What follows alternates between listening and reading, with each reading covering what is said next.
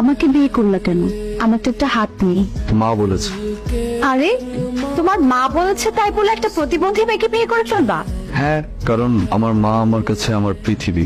আমার মা আমাকে যা বলবে আমি তাই করব।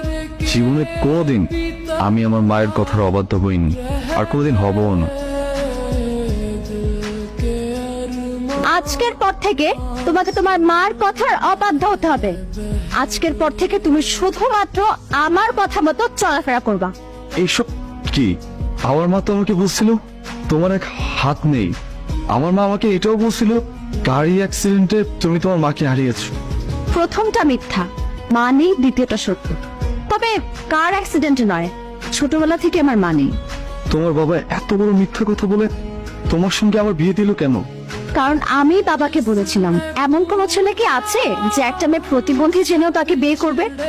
যদি থাকে তবে সেই ছেলেকে আমি বিয়ে করব। তাই বাবা মিথ্যা কথা বলেছে। মানে কি? এই নাটকের কোনো কিছু তো আমি বুঝতে পারতেছি না। আমার সঙ্গে এসো, এক্ষুনি সব পরিষ্কার হয়ে যাবে। তুমি তোমার চ্যালেঞ্জে হেরে গেছো বাবা। ওর কাছে তোর ভালোবাসা ওর মাই, ওর পৃথিবী ওর মাই।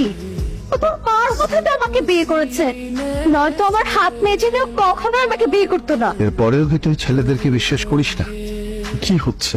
তুমিও তো বিশ্বাস করেছিলে তোমার সেই বন্ধুকে। তোমার বন্ধু সেই ছোটবেলা আমার মা ডাক্তার কেড়ে নিয়েছে, তোমার সাথে বিশ্বাসঘাতকতা করেছে।